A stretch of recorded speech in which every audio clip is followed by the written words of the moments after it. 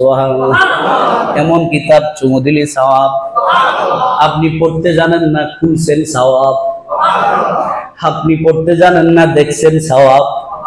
আপনি পড়তে জানেন না, আঙ্গুল দিয়েছেন, মুহাব্বত দিয়ে চুমু দিয়েছেন। আমার আল্লাহ প্রতিটা হরফের বিনিময়ে 10টা নেকি তোমার আমলনামায় লিখে দিবে। কে দিবেন? কে দিবেন? বিশ্বাস আছে না নাই? জোরে বলেন আছে না নাই? আল্লাহ নাক দিয়া বলে ইন্না আনজালনাহু কুরআনান আরাবিয়্যান লাআল্লাকুম তা'কিলুন। হুজুর কোরআন আরবি ভাষা কেন নাজিল করেছে? আল্লাহ বলেন উম্মত রে, আমি কোরআন কেন নাজিল করছো জানো নি? আরবি ভাষায় নাজিল করছি, আমার নবীর ভাষা আরবি। আর আমার নবীর ভাষা যখন আরবি, কোরআন যখন নাজিল হবে তোমরা অটো বুঝে যাবা। আর একটু জোরে বলুন আল্লাহু আকবার। তাইলে ঈমানের নাম কোরআন মানা। ঈমানের নাম কি? জোরে বলেন না বাবা। কোরআন মানার নাম কি?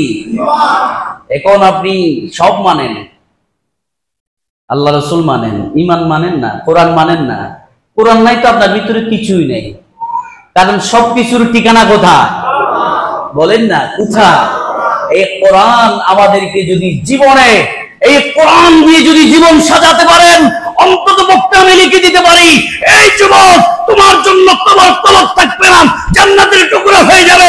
তোমার জন্য মিজান, মিজান থাকবে না, মিজান তোমার পক্ষে পাল্লা হয়ে যাবে। তুমি যদি কোরআন মোতাবেক চলো, ফুলসিরাত চোখের পলকে যিনি পার করে দিবে উনি হলেন লা ইলাহা ইল্লাল্লাহু মুহাম্মাদুর রাসূলুল্লাহ। চিৎকার করে বলেন আল্লাহু আকবার। ঈমানদার। প্রশ্ন ছিল কি? আমরা ঈমানদার।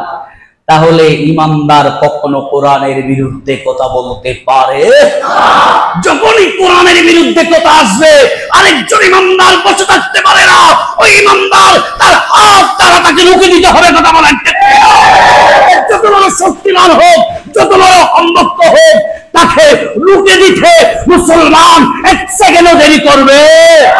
আমরা সব সহ্য করতে পারি, আমার আল্লাহর বিরুদ্ধে কথা বলবা সহ্য করা হবে না। নবীর বিরুদ্ধে কথা বলবা সহ্য করা হবে না।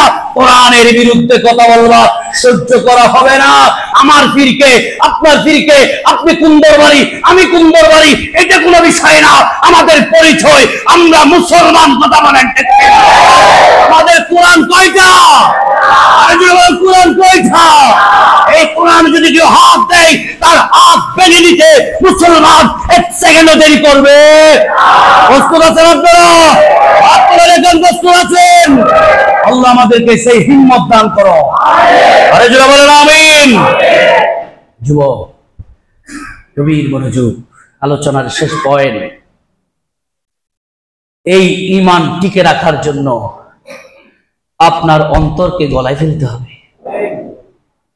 আপনি যতই মুখে দাবি করেন, যতক্ষণ আমার রসুলকে অন্তরের ভিতরে ফিটিং করতে পারেন নাই, ততক্ষণ আপনার কলব কোরআনওয়ালা হবে না। কথা বলেন ঠিক কি? সেজন্য নবী আমার বলেন, অন্তরকে যদি আল্লাহ নবীওয়ালা বানাতে চাও, বেশি বেশি তওবা করো, ইস্তিগফার করো, আল্লাহর কাছে কাঁদো। জাহান্নামের বই, তোমার বয়ে জাহান্নামের আগুন নিভবে না। তুমি যদি আল্লাহর বয়ে তাহাজ্জুদ পড়ে এক পুরো চোখের পানি অন্তর থেকে বের করতে পারো, আল্লাহর কসম ওই ফোঁটা চোখের পানি জাহান্নামের আগুন নিভে যাবে। আরো জোরে বলেন।